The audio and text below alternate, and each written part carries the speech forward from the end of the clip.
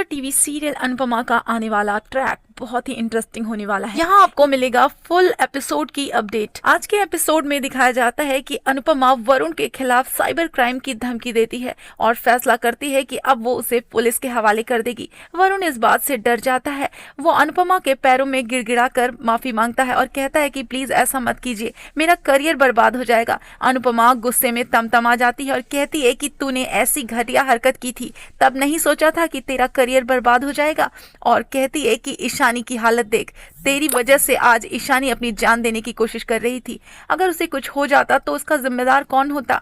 वरुण अपनी गलती मानता है और गिड़गिड़ाता है। अनुपमा से कहता है कि अब मैं ऐसा कभी भी नहीं करूंगा, किसी के साथ नहीं करूंगा। अनुपमा वरुण से कहती है कि वो ईशानी की तस्वीरें हर जगह से डिलीट करे, किसी को भेजा है वहां से भी डिलीट करे और ये पूरी तरह से सुनिश्चित कर ले कि किसी और के पास भी वो फोटो नहीं हो।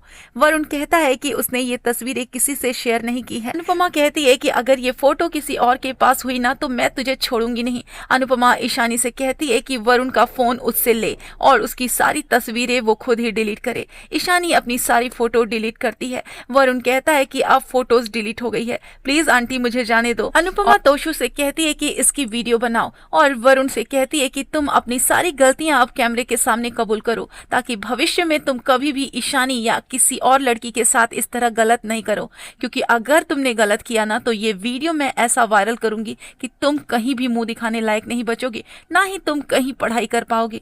वरुण कैमरे के सामने अपनी सारी गलतियां कबूल करता है और फिर माफी भी मांगता है और कहता है कि मैं आज से कभी भी ऐसा नहीं करूंगा। अनुपमा उसे कहती है कि याद रखना, इस वीडियो से तुम्हारा पूरा करियर बर्बाद हो सकता है, तुम्हें कहीं भी एडमिशन नहीं मिलेगा और तुम्हारे माता पिता तो शर्म कर डूब मरेंगे। इसीलिए अगर कोई गलती करी ना तो अगली मुलाकात तुम्हारे माँ बाप के सामने साइबर क्राइम पुलिस के साथ होगी। वरुण कहता है कि ऐसी नौबत नहीं आएगी। वरुण ईशानी से भी माफी मांगता है। ईशानी इमोशनल हो जाती है और अनुपमा के गले लगकर रोने लगती है। इसके बाद अनुपमा कोठारी हाउस में हुए ड्रामा को बैठकर याद करती है, परेशान होती है। तभी वो देखती है कि उसकी रंगोली बिखर चुकी है। अनुपमा तुरंत ही उस रंगोली को ठीक करने लगती है और तभी बाबूजी आकर अनुपमा को रोकते हैं। अनुपमा कहती है कि मैं इसे ठीक करना चाहती हूँ, इतने प्यार से मैंने सब कुछ बनाया था, लेकिन अचानक सब कुछ बिखर रहा है, खराब हो रहा है। हमेशा मैं ठीक करती आई हूँ, इस बार भी मैं ठीक कर लूंगी। रंगोली को ठीक करती है लेकिन उससे नहीं होता और तब अनुपमा गुस्से में होकर वहां से चली जाती है। अनुपमा और भी ज्यादा उसमें रंग लाने की सोचती है और तभी बाबूजी उसे रोकते हैं और कहते हैं कि रहने दे अनुपमा। अनुपमा कहती है कि मेरा परिवार बिखर रहा है बाबूजी, कैसे छोड़ दूं? मेरे अपने बच्चे एक दूसरे के दुश्मन बने हैं, एक दूसरे का चेहरा नहीं देखना चाहते। अंश परिवार की जिम्मेदारी उठा रहा था, आज वो इस घर में आना भी नहीं चाहता। माही को आज गौतम हमसे ज्यादा अपना लगने लगा है। अनुपमा कहती है कि मुझे लगा था कि ये बच्चे आपस में जोड़ कर रहेंगे, लेकिन सब बिखर रहा है बाबूजी, मैं कैसे संभालूं? बाबूजी अनुपमा को सांत्वना देते हैं और कहते हैं कि इसमें तुम्हारी कोई गलती नहीं, तुम ऐसा समझ लो कि ये सब कुछ अपनी गलतियों की सजा वो खुद ही भुगत रहे हैं। अनुपमा डर जाती है कि अगर गौतम ने माही के साथ रिश्ता जुड़ गया तो इसका असर बाकी सब बच्चों के रिश्तों पर पड़ेगा, इस नए रिश्ते को पुराने रिश्ते में उलझा दिया जाएगा। बाबूजी परेशान होते हैं। दूसरी तरफ पराग गौतम से कहता है कि ये क्लाइंट तो कोई जवाब नहीं दे रहा था, तो फिर अचानक कैसे ये मान गया? इसके लिए माही गौतम की तारीफ करती है और अंश पूछता है कि ये तो न्यूजीलैंड वाला क्लाइंट था ना, कैसे मान गया?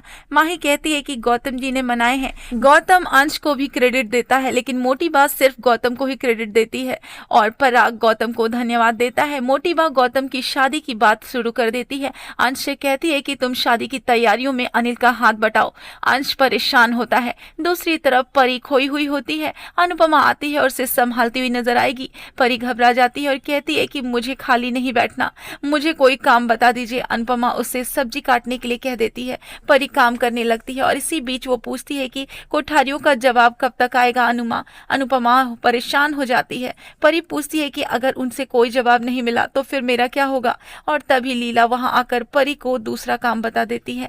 परी वहां से चली जाती है। लीला अनुपमा से कहती है कि क्या परी हमेशा अब यही रहेगी? शादी के बाद बेटियों का ससुराल ही उसका घर होता है। तब अनुपमा कहती है कि फिलहाल हम तो सिर्फ इंतजार कर सकते हैं, लोग अगर शांति से फैसला करें तभी सही है। तभी मोटी बात शाह हाउस में आती है। मोटी बात माही और गौतम के साथ वहां आती है। अनुपमा ये देखकर हैरान रह जाती है। दूसरी तरफ राजा परी की फोटो देख रहा होता है और तब राही उसे संभालती है। राजा कहता है कि मैं परी के बिना नहीं रह सकता।